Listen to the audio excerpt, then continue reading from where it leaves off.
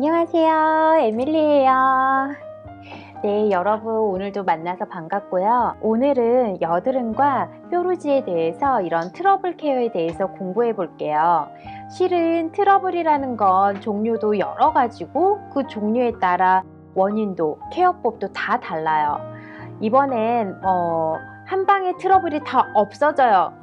그런 건 없어요. 하지만 제가 5강에서 민감한 건조 피부에서도 말씀드렸지만 몸속에서부터 치고 올라오는 건데 피부 겉에서만 뭘 자꾸 발라봤자 몸속에서는 계속 치고 올라와요. 그렇기 때문에 근본적인 원인부터 알고 차곡차곡 이걸 바로 잡아가는 게 순서인 것 같아요. 가장 먼저 좁쌀 여드름과 화농성 여드름, 이 두 가지가 여러분들 가장 많이 물어보시는데요. 우리가 냉한 피부와 건성 피부에는 좁쌀 여드름이 많이 나고요. 이렇게 유분이 많이 나고 얼굴이 벌겋게 올라오는 이런 열이 많은 피부에는 화농성 여드름이 많이 생겨요. 다시 말해서 좁쌀 여드름은 몸을 따뜻하게 만드는 게 중요하고요. 이런 열이 많은 화농성 여드름은 얼굴에 열이 차지 않게 하는 게 기본이에요. 하지만 어떤 여드름이든 간에 얼굴에 열이 차면 안 되는 건 아시죠? 그래서 지켜야 하는 거 두 가지가 하나는 스트레스, 그리고 두 번째는 음식이에요. 우선 스트레스를 받게 되면 열이 발생하게 돼요. 중국말로 여러분들 쌍호 했다고 그렇게 말씀하시죠. 그렇기 때문에 무조건 얼굴을 먼저 식혀주는 게 중요해요. 그리고 음식 중에서 밀가루 또한 차가운 음식인데 몸속에서는 비생리적인 열을 발생시켜서 얼굴에 열을 차게 하는 음식 중에 하나니까 빵이나 면 같은 밀가루 음식은 피하시는 게 좋아요. 그 다음은 여드름 부위별 원인이에요. 트러블이 지속적으로 같은 부위에 올라온다면 내 내장 부위를 의심해 볼 수가 있는데요. 보통은 폐인 경우가 많아요. 하지만 호르몬 균형이 깨져도 이마에 트러블이 날 수 있으니까 참고하세요. 그리고 볼은 보통 간이나 우리가 대장이 안 좋을 때예요.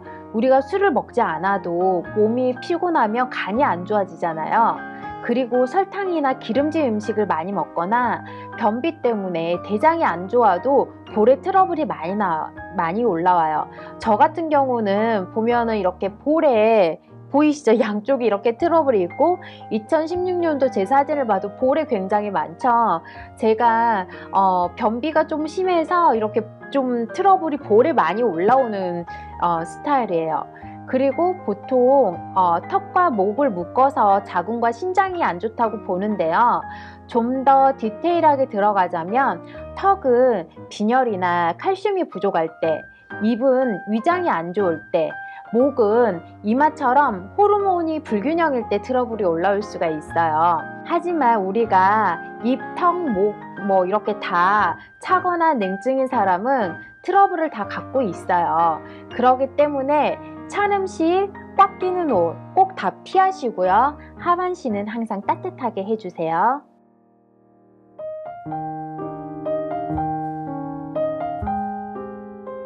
여러분, 제가 앞에서 화농성 여드름과 좁쌀 여드름에 대해서 말을 했는데요. 이 화농성 여드름은 여드름이 올라오려고 할 때 이런 티트리 제품만 잘 발라줘도 사라져요. 하지만 좁쌀 여드름은 어떤 제품을 바른다고 해서 사라지지가 않아요. 꼭 압출을 해서 안에 있는 화이트헤드를 꼭 빼줘야지만이 사라지는데요.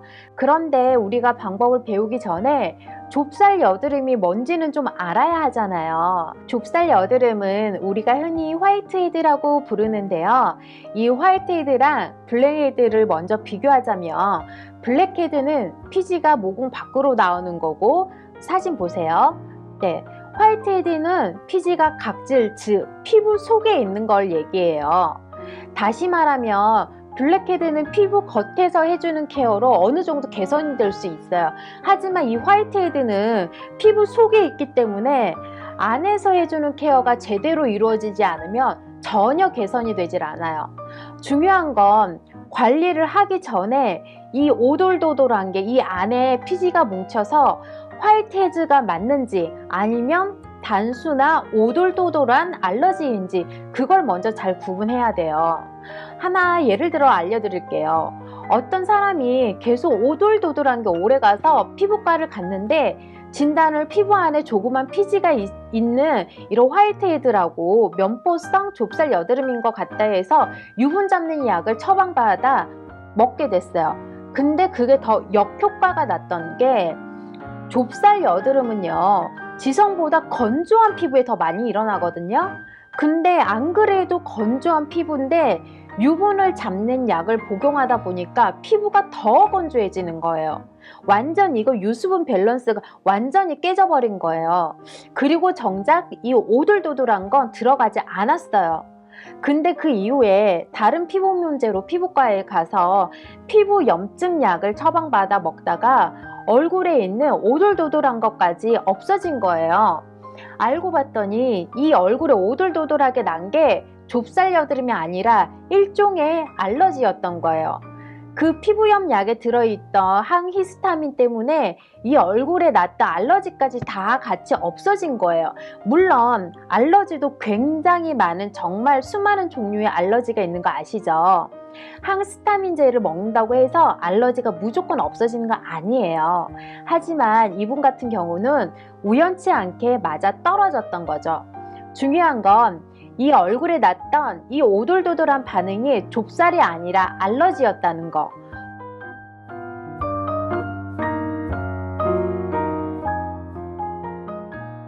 좁쌀은 단순히 블랙헤드나 화농성 여드름과 달리 원인도 정말 여러 가지고 또 사람에 따라 개인차도 정말 커요. 그래서 미리 솔직히 여러분들께 말씀드리자면 좁쌀 여드름은 어떤 화장품 제품을 썼을 때 막 깨끗하게 없어질 수 있어요 라고 말하는 건 거짓말이에요. 그렇게 말할 수 없어요. 하지만 어떠한 관리가 지속적으로 이루어졌을 때 최대한으로 개선을 시킬 수 있는지 제가 그 방법을 지금부터 알려드리려고 해요. 먼저 집에서 할 수 있는 홈케어 방법 알려드릴 건데요. 첫 번째로 필링제 사용이요. 저희가 앞에 3단계에서 필링하는 방법에 대해서 3강에서 필링하는 방법에 대해서 배워봤죠. 좁쌀 여드름에 필링제는 어떻게 보면 필수예요. 화이트헤드는 그러니까 이 피부 각질 밑에 피지가 자리 잡고 있는 거죠. 그래서 피지를 위로 올라오게 하는 게 굉장히 중요하거든요. 각질 때문에 모공이 막히는 각화 현상 때문에 좁쌀이 개선이 안 되는 경우가 상당히 많거든요. 그런데 좁쌀 피부의 특징은 또 되게 굉장히 민감한 피부예요. 그래서 아무 필링제나 써주면 절대 안 돼요.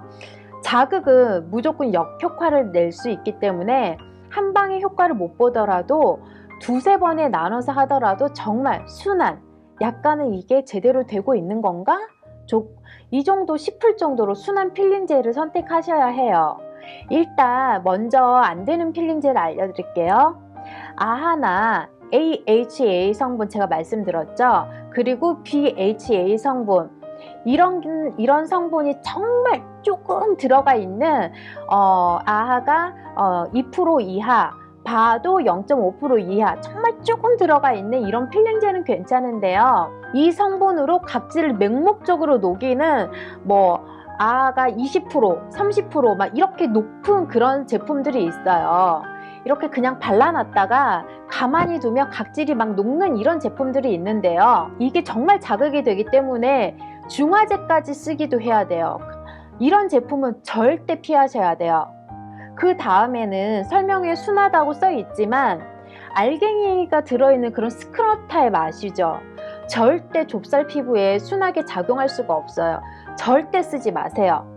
그리고 또 시트 마스크 타입으로 붙였다가 이렇게 말렸다가 이렇게 떼어내는 필오프 마스크 타입 마스크팩 아시죠? 정말 피부에 자극이 너무 심하니까 좁쌀 여드름이신 분들 절대 쓰시면 안 돼요. 가장 좋은 건 문질렀을 때 지우개 가루처럼 나오는 고마지 타입 있죠? 그런 필링제가 좋고요. 지우개처럼 나오지만 마지막에는 이렇게 물로 녹일 수 있는 정말 순한 효과가 좀 미미하다 싶으면 차라리 일주일에 한 번 쓸 거 2번 쓰세요. 약하게 각질을 정말 순하게 제거하면서 피지를 위로 끌어내는 게 이 좁쌀 여드름의 가장 중요한 포인트예요. 그 다음에 2번째, 이 좁쌀 여드름은요, 유수분 밸런스를 정말 잘 맞춰줘야 되거든요. 흔한 얘기겠지만 제 요점은 조금 달라요. 피부 속에서 이 피지가 생긴다는 거는 필요한 수분이 내려가고 불필요한 수분이 올라온다는 뜻이에요. 겉과 속에서 수분 공급이 동시에 이루어져서 이 유수분 밸런스가 맞으면 안에서 유분이 올라와 뭉치는 것을 어느 정도 막을 수가 있거든요. 근데 수분을 겉에서 채우는 좋은 방법으로는 알로에 겔처럼 유분이 적은 수딩 제품으로 수분을 보충하는 방법이 있는데요. 에센스 단계에서 발라도 되고 크림 단계에 발라도 상관이 없어요.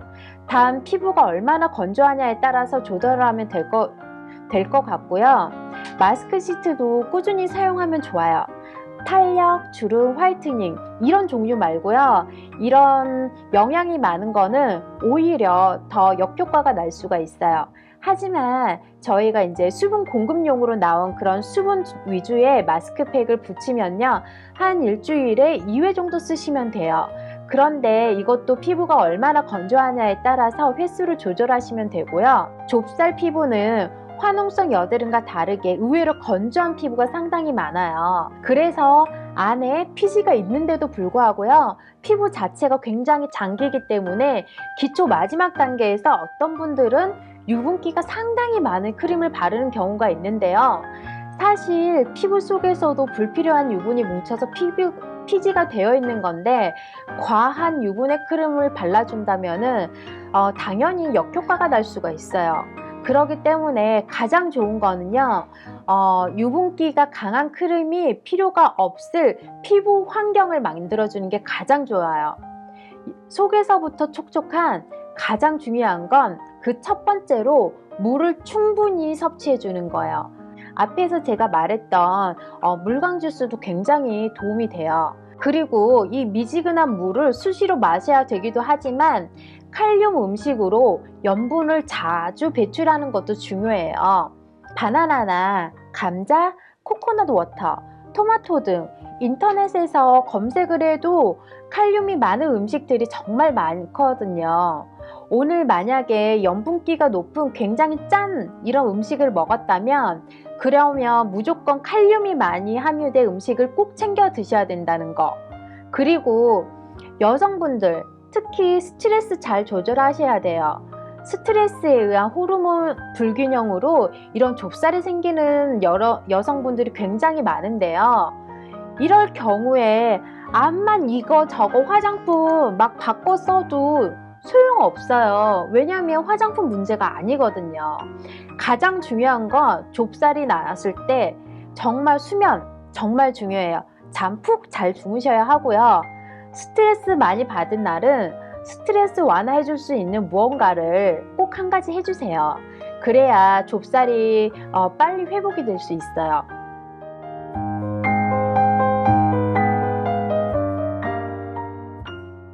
정말 이 좁쌀 여드름은 징글징글하게 안 없어지잖아요.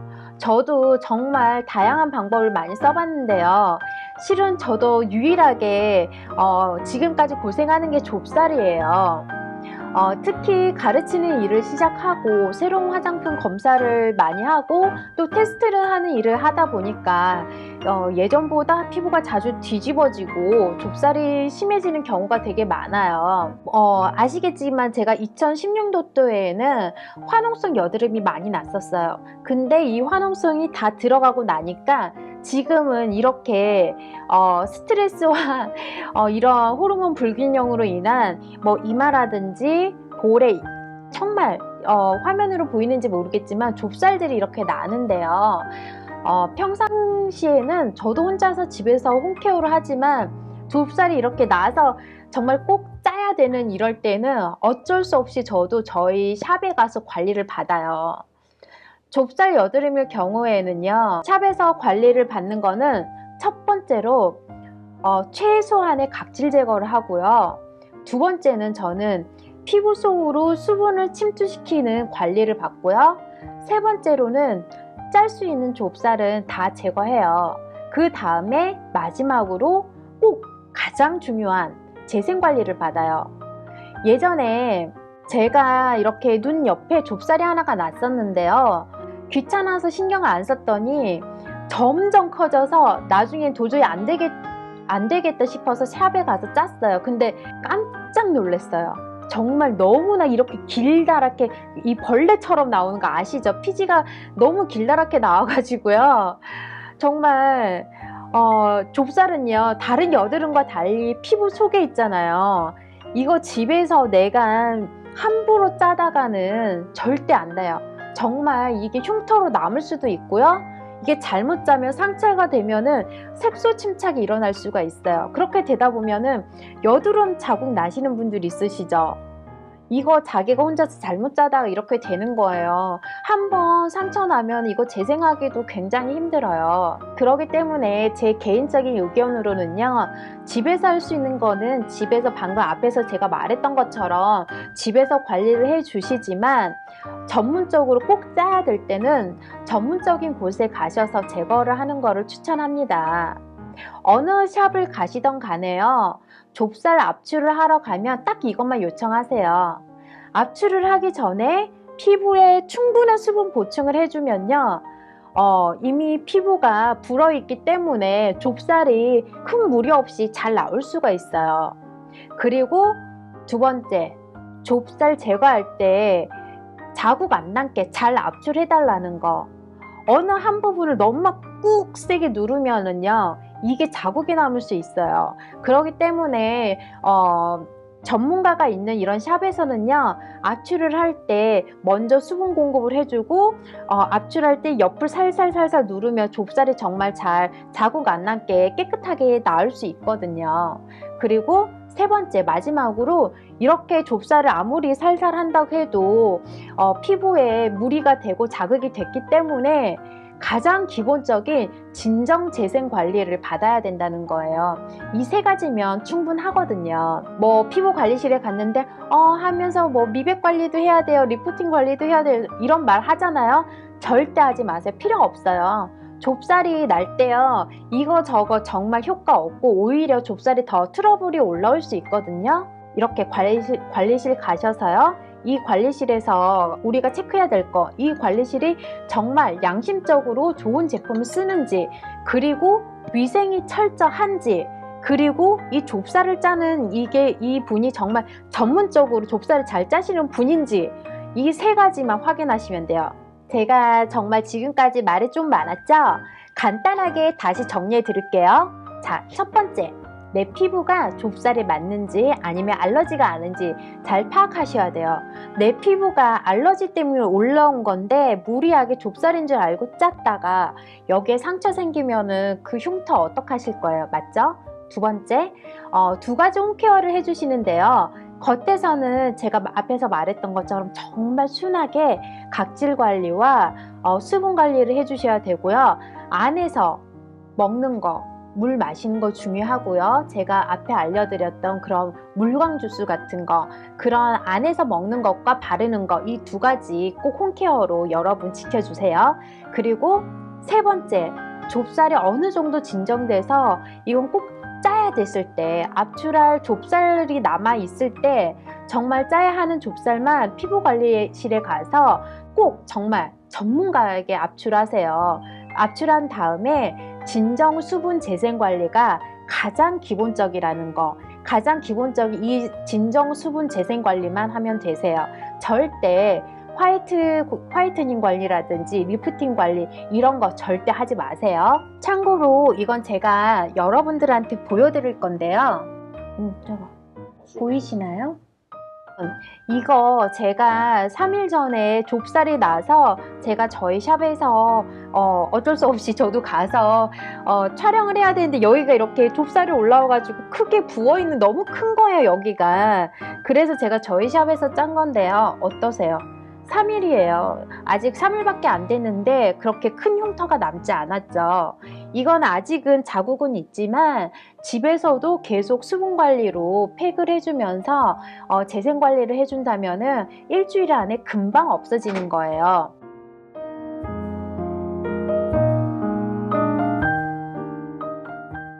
참고로 이거 문의가 많아서 제가 답변을 드리는 건데요. 좁쌀 여드름 때문에 병원에 갔는데 유분을 잡는 약을 처방받았다거나 아니면 이거 좁쌀 여드름 났으니까 레이저 하면 돼요. 뭐 이런 레이저 시술을 권유받았다면은 정말 꼭 다시 한번 잘 생각해 보세요. 말씀드렸지만 이 좁쌀 여드름은 피부가 대부분 건조한 상태가 많아요. 하지만 여러분 그런 상황에서 피지가 올라오는 피지를 잡겠다고 얼굴 전체 유분을 잡는 약을 먹는다면은 피부가 정말 지나치게 건조해지고 전반적으로 유수분 밸런스가 완전 깨지는 거예요. 정말 역효과가 날 수 있기 때문에 이거 정말 약 먹는 거 잘 생각해 보시고요. 그리고 레이저나 그런 강한 필링을 권유를 받는 경우가 있는데요. 이런 경우에는 정말 잘 생각해 보실 게 레이저도 또 건조하게 만드는 거예요. 맞죠? 근데 이게 이런 건조함을 레이저가 좋을 수는 있지만 레이저를 하고 나서 피부가 더 건조해지면 더 역효과가 날 수가 있어요. 하기 때문에 이런 강한 시술을 할 때는 꼭 정말 집중적인 4번 이상의 전문적인 이 피부과나 피부관리실에서 재생관리가 뒷받침이 되어야만 해요. 안 그러면 민감한 피부에 그렇게 강한 시술이 들어가게 되면은 좁쌀 피부는 피부 장벽이 완전 손상이 돼서 나중에는 정말 이거 좁쌀뿐만 아니라 정말 걷잡을 수 없을 만큼 피부가 망가질 수가 있거든요. 그렇기 때문에 이거 꼭 잘 기억하시고요. 여러분 오늘 수업 많이 도움이 되셨나요? 저도 실은 좁쌀은 저에게도 꼭 정말 큰 문제점이에요. 아직도 이렇게 나오고 있고요. 그래서 이 내용을 준비할 때 저도 고민을 많이 했고 여러분들에게 설명하기도 좀 조심스러웠는데요. 좁쌀이 그만큼 다루기가 힘들고 잘 안 없어지는 걸 제가 아니까요. 하지만 여러분들도 다들 힘내시고요. 제가 말했듯이 하루 만에 좋아지는 피부는 없어요. 제 피부도 마찬가지고요. 날마다 집에서 하루에 하는 홈케어가 이게 쌓이고 쌓여서 점점 더 건강한 피부로 진행될 수 있답니다. 여러분 다들 힘내시고요. 저랑 같이 차근차근 건강한 피부를 갖기 위해 같이 노력해요. 그럼 다음에 또 만나요. 안녕.